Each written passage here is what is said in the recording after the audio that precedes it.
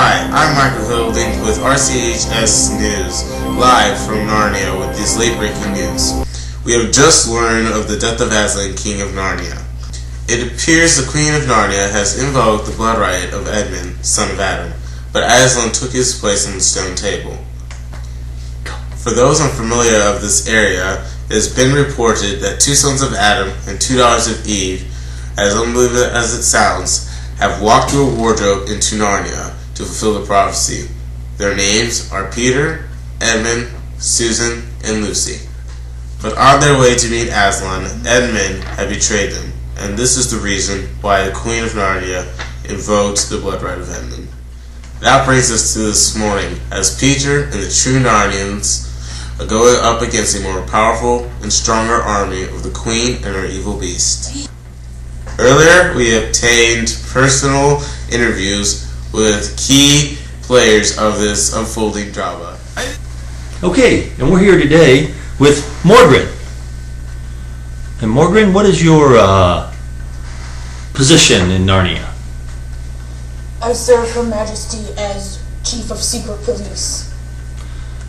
And this would be the White Witch? Some have called her that. Traitors. And what do you call her? I call her Queen of Narnia. Oh, and so is it easy working with the Queen? Well, to be honest, she can be a bit cold at times. Okay, and what does your job entail as enforcer of Narnia? As Chief of Secret Police, my job entails forming a network of spies who inform me when there's any treacherous or treasonous behavior amongst the peasants. And then I deal with it accordingly. Deal with it accordingly? What would that entail? Well, for example, not too long ago, I was told of a faun who was caught fraternizing with humans. Would this be Mr. Tumnus? I'm not at liberty to say names.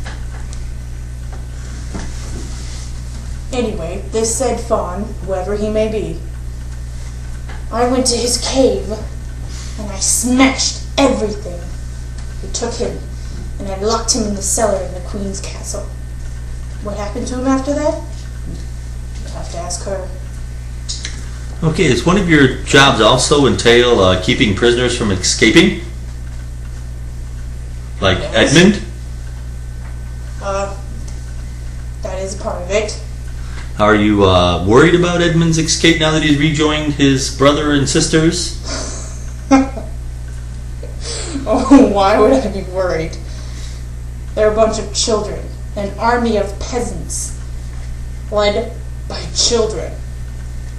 So you think defeating Peter will be a fairly simple task?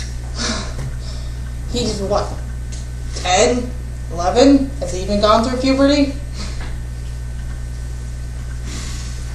And so as a wolf, you know, and we've heard of wolves in stories of, you know, the wolf in Little Red Riding Hood, wolf and the Three Little Pigs. Do you consider yourself a good wolf or a bad wolf? I don't think I'm quite comfortable with this line of questioning. In fact, I find it extremely offensive. That is species profiling, and I don't have to sit here and take it.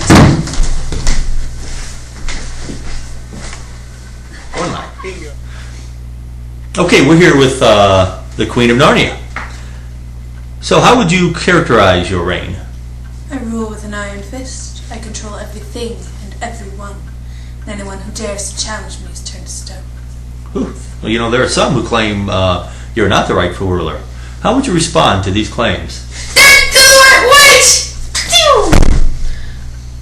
Can we get a new camera crew on camera 3, please? Okay, let's see if we can refrain from turning any more of our crew members into stone, please. So, Queen of Narnia, how did you feel about Aslan's return? I do not fear the dead. Narnia is mine to control, and Aslan's foolish sacrifice for Edmund's treachery is all for naught. My winter will never end. Okay, you're familiar with the prophecy regarding the sons of Adam and the daughters of Eve? I have heard of it.